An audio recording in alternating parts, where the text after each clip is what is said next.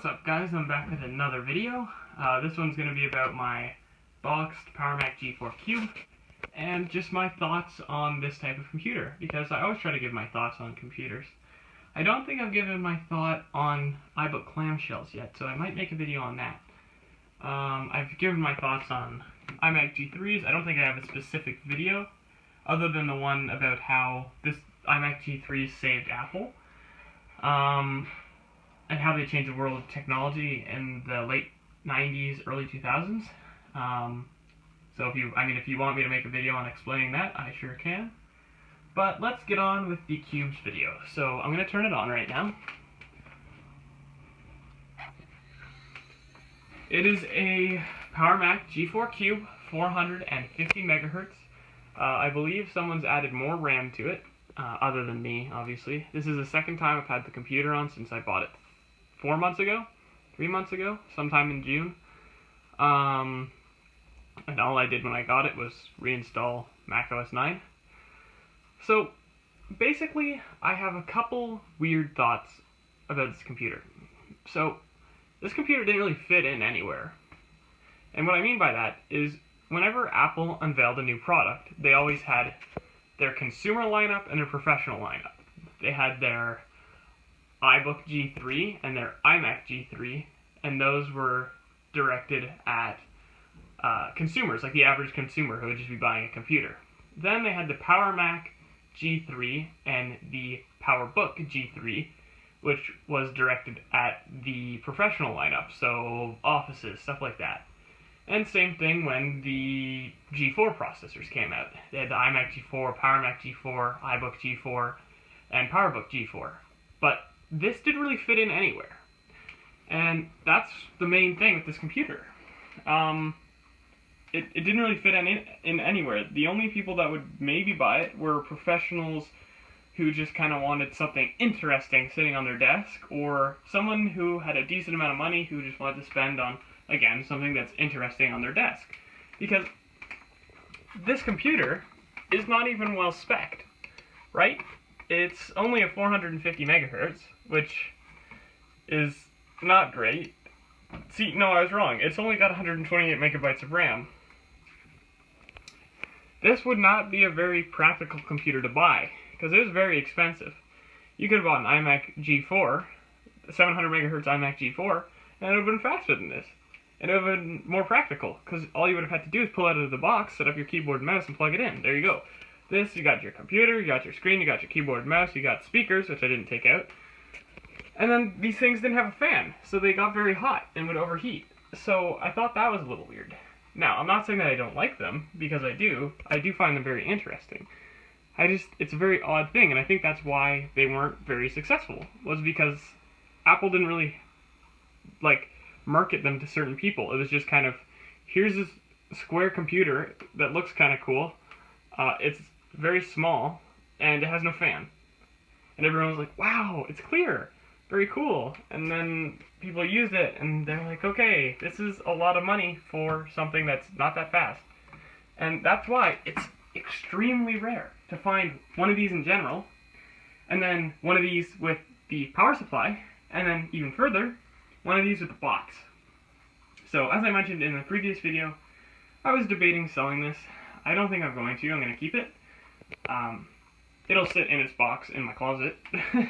But, yeah, I don't know. I find that iBook clamshells, I don't know, they were marketed at certain people, and a lot of people bought them. They were mostly consumer, but schools bought them, because they're very practical. They had a handle, which teachers yelled at people, and said that it wasn't a handle. And they were just very good computers overall. Even the last model of this had a 466 megahertz G3 processor, so it wouldn't have been quite as fast, but it would have been right up there with this. And it would have been portable. I'm not sure about the prices, but I'm pretty sure that the clamshell would have been cheaper than this. So yeah, like I said, it's a 450 megahertz. It's got 128 megabytes of RAM, and then it has virtual memory, which works sorta. All I did when I got it was reinstall macOS 9.1 because I'm not going to use it. So yeah, The computer is very interesting. I will say that. You don't see a computer that looks like this. Apple kind of redid it when they made the Mac Pro into a trash can, but, I mean, that computer was not great either because you couldn't upgrade it very much. Like, you basically had to buy Apple stuff to upgrade it, and that would be the same thing with this. You couldn't really get any aftermarket cards. You could, but they had to be just the right size to be able to fit in. So, that's the thing with this computer, is it's very odd. It, like I said before, it didn't really fit in anywhere. You couldn't really upgrade it, and it would overheat. So, it's very odd. And Apple, they always tried to make computers, silent. Let's not have a fan, so it's silent. Well, can you hear the hard drive? It's so loud. So I've got the computer upside down right now. I have it set on one of my shirts because I don't want to scratch it. This computer is in very good shape. So you can see it's got two FireWire 400s, two USB, modem, Ethernet, and then Apple DisplayPort, VGA, and then the power. So I was wrong. I don't know why I thought there was card expandability here. There is not.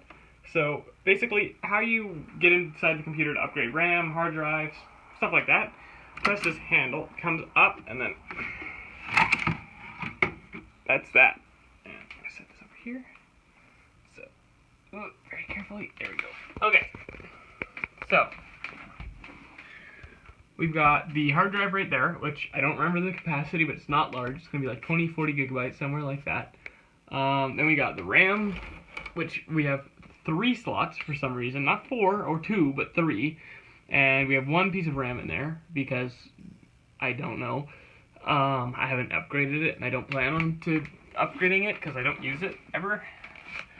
A spot for a airport card, which I have one in my drawer, but I'm saving that for a clamshell.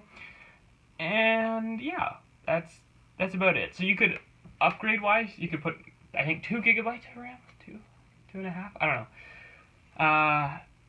know. RAM, airport card, and hard drive. That's not great. That's not very much expandability. Especially if you think with the PowerMac, you could add basically better graphics cards. You could add more FireWire using a card. Like, there's so much more you could do with just a non-G4 Cube version than the G4 Cube version.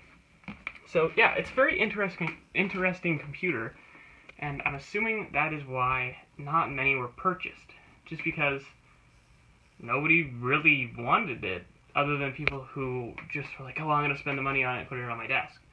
It wasn't a very practical computer for the price. So, yeah. Also, one last thing, I plan on doing a giveaway at 500 subscribers. I'm not sure what it's going to be yet. It's not going to be something super expensive, obviously, because I'm not making money off YouTube. That'd be nice, but I'm not. So, my thought is eyesight camera with the box, which that'd be a pretty good giveaway item. I have a bunch of old iPhones, iPhone 4, 4S, and 5C, and 5S, and that would just all be one bundle and you'd win that. Or a clamshell. Not sure what yet. Yeah. If you have any questions or video recommendations that you want me to do, feel free to let me know. I'll probably do it. I've got a couple ideas for some more videos, but if you have something that you'd specifically like me to do, I will do it, because that's always what I try to do. So yeah, let me know if there's something that you want me to make a video on, and I will do it. So otherwise, I'll catch you in the next video.